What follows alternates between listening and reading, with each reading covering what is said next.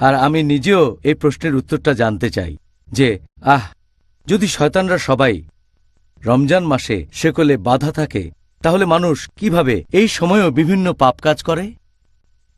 আমিও একমত যে এটা একটা কমন প্রশ্ন। আমার মনে আছে অনেক বছর আগে যখন স্কুলে পড়তাম, হাদিসটা তখন শুনেছিলাম যে রমজান মাসে শয়তান শেকলে বাঁধা। তখনই আমার মাথায় এই প্রশ্নটা একবারে সঙ্গে সঙ্গে এসেছিল। আর প্রশ্নটা অনেক মুসলিমের মাথাতেই আসবে। অনেক অমুসলিমও ভাববে যে যদি শয়তান শেকলে বাঁধা থাকে তাহলে কিভাবে মানুষ রমজান মাসে গুনহার কাজ করে। এটা আমাদের নবী সাল্লাল্লাহু আলাইহি সাল্লামের একটা হাদিস। আমি আগেও বলেছি, সহিহ হাদিস আছে মুসনাদ আহমদে, খণ্ড নম্বর 2, পৃষ্ঠা নম্বর 230, হাদিস নম্বর 7148। এছাড়াও এই হাদিসটা আছে সুনান আন-নাসাইতে, অধ্যায় নম্বর 5, হাদিস নম্বর 2106। এখানে আমাদের নবীজি বলেছেন যে তোমরা সবাই শোনো, রহমতের মাস রমজান তোমাদের সামনে এসেছে। আল্লাহ তোমাদের নির্দেশ দিয়েছেন তোমরা এই মাসে রোজা রাখো। আর বেহেশতের দরজা এই মাসে খোলা অবস্থায় থাকবে, দোজখের দরজা বন্ধ থাকবে, শয়তান থাকবে শেকলে বাঁধা। এই মাসের একটা রাত 1000টা মাসের চেয়েও উত্তম। আর যে ব্যক্তি এই মাসের রহমত থেকে বঞ্চিত হয় সে আসলে হতভাগ্য মানুষ। এখন এই হাদিসে পরিষ্কার করে বলা হয়েছে যে রমজান মাসে শয়তান শেকলে বাঁধা থাকবে। প্রশ্নটাও বেশ লজিক্যাল। শয়তান যদি শেকলে বাঁধা তাহলে মানুষ কেন এমন পাপ কাজ করে থাকে? এখানে একটা কথা বলবো, এটা সবাইকে বুঝতে হবে যে শয়তান যখন শেকলে বাঁধা তার মানে এই না যে শয়তান শেষ হয়ে গেছে বা মেরে ফেলা হয়েছে। এখনো আছে, তবে শেকলে বাঁধা, মেরে ফেলা হয়নি। তাদের ক্ষমতা এখনো আছে, তবে তীব্রতা অনেক কম। ভালো করে বোঝার জন্য একটা উদাহরণ দিচ্ছি আমি, যে ধরেন একটা সিংহ অথবা বাঘ মুক্ত থাকলে সম্ভাবনা বেশি আপনাকে মেরে ফেলবে, বিপদে পড়তে পারেন। কিন্তু যদি সেই সিংহ অথবা বাঘটাকে শেকলে বাঁধা হয়, আপনি নিরাপদ। ততক্ষণই নিরাপদ থাকবেন যতক্ষণ নিরাপদ দূরত্ব বজায় রাখবেন।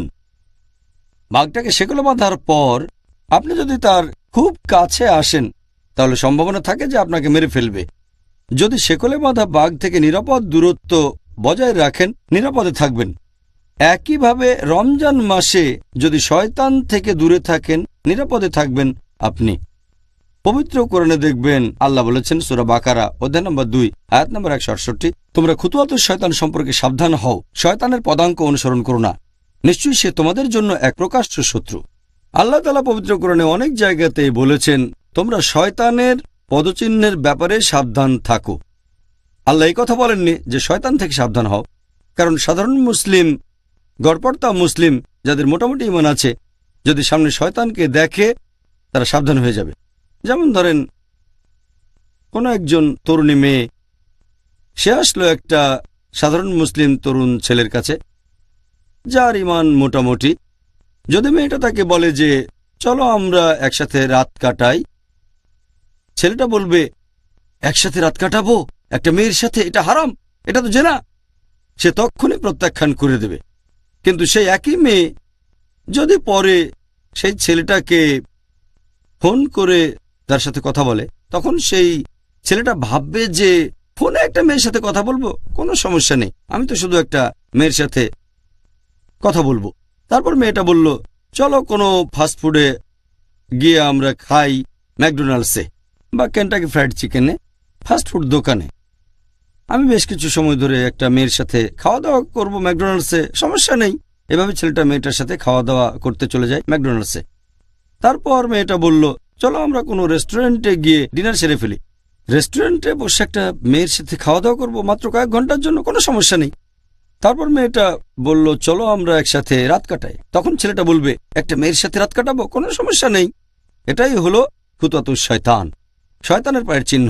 এ কথাটা কোরআনে বলা নয়, উদাহরণটা আমার নিজের বানানো। তাহলে আল্লাহ তাআলা আমাদের নির্দেশ দিয়েছেন খুতুওয়াতুশ শয়তানের ব্যাপারে সাবধান থাকো। শয়তানের পায়ের চিহ্ন, যদি শয়তান সরাসরি সামনে আসে কোন সাধারণ মুসলিমের সামনে যার ঈমান আছে সে সাবধান হয়ে যাবে, সেখান থেকে পালিয়ে যাবে। কিন্তু খুতওয়াতে শয়তান এটা হচ্ছে খুবই বিপজ্জনক। তাই আমরা বুঝতে পারছি শয়তান যখন শেকলে বাঁধা তার পদচারণা তখন সীমিত জায়গায়, তাই অনেক পাপেরই সম্ভাবনা তখন কম। তবে যদি আমরা তার কাছে চলে যাই তাহলে সম্ভাবনা আছে তার দ্বারা প্রভাবিত হয়ে আমরা পাপ কাজ করে বসব, গুনাহ করব। তাই আমাদের সাবধান থাকতে হবে যে রমজান মাসে যদি দূরত্ব বজায় রাখি তাহলে পাপ কাজ করার সম্ভাবনা কম। কিন্তু যদি শয়তানের কাছে চলে যায়, সে যদিও শেকলে বাঁধা, যেমন শেকলে বাঁধা অবস্থাতেও বাঘ চলাফেরা করতে পারে, শয়তানও ঠিক সেরকম। আমি ব্যাপারটা এইভাবেই দেখি। আমাদের নবী বলেছেন শয়তান শেকলে বাঁধা তারপরও চলাফেরা করে, তবে দূরে থাকতে হবে। যদি দূরত্ব বজায় রাখি তাহলে নিরাপদে থাকব। আর আমার মতে দ্বিতীয় কারণটা হচ্ছে যে এই পবিত্র রমজান মাসে যদিও শয়তান শেকলে বাঁধা, আমরা এটা ভুলে যাই যে বাকি 11টা মাস মুক্ত থাকে। আর এই 11 মাসে শয়তান মানুষকে যেভাবে প্রভাবিত করে সেটার প্রভাব আর ফলাফলটা রমজান মাসেও কিছুটা দেখা যায়। আপনাদের বোঝার সুবিধার জন্য আমি একটা উদাহরণ দিচ্ছি যে অনেক ড্রাগ ব্যবসায়ী যারা তাদের কাস্টমারদের বেছে নেয় কলেজ বা ভার্সিটির তরুণদের, প্রথম দিকে তারা কি করে, ড্রাগস ফ্রি দিয়ে দেয়। এভাবে তরুণদের ড্রাগস দিয়ে লোভ দেখায়, আর কিছুদিন পার হয়ে গেলে সামান্য টাকার বিনিময়ে ড্রাগস বিক্রি করে থাকে। এরপরে চার্জ করা শুরু করে অনেক বেশি বেশি। তবে ততদিনে তরুণরা সে ড্রাগসে আসক্ত হয়ে গেছে। যদি সে ড্রাগস ডিলার সেখানে নাও থাকে, তারা খুঁজে বের করবে তাকে, যেখানে থাকুক খুঁজে বের করবে, কারণ ড্রাগস তখন লাগবে। এরপর যদি সেই ড্রাগস ডিলার বা সেই ড্রাগ ব্যবসায়ী জেলখানার মধ্যেও বন্দী থাকে, তাহলে তারা অন্য ড্রাগস ডিলার খুঁজে বের করে নেবে, অথবা কেমিক্যাল শপে গিয়ে বিভিন্ন ওষুধ কিনে খেয়ে দেখবে তারা তো আসক্ত হয়ে গেছে। তাহলে এই লোকগুলো যারা ড্রাগসে আসক্ত হয়ে গেছে, অথবা বলা যায় শয়তান আসক্ত হয়ে গেছে, যদিও শয়তান সেগুলো বাধা, তার প্রভাবটা রয়ে গেছে। তাহলে দেখতে পাচ্ছেন যে একজন মাদক ব্যবসায়ী, একজন ড্রাগস ডিলার উপস্থিত না থাকলেও তার প্রভাব আসক্তদের উপর ছড়িয়ে থাকে। এভাবে আমরা মানুষরাও পাপে অভ্যস্ত হয়ে গেছি। যদিও শয়তান এ সময় সেকলে বাধা, আমরা বারবার একই ভুল করি। তবে এই ক্যাটাগরিতে পড়বে যারা আসক্ত হয়ে গেছে, যারা পাপে আসক্ত, তারা এই কাজ করে। তবে সাধারণ মুসলিম, গড়পড়তা মুসলিম যে পাপে আসক্ত হয়নি, তাদের পক্ষে পাপ থেকে দূরে থাকাটা সহজ। এভাবে তৃতীয় যে লজিক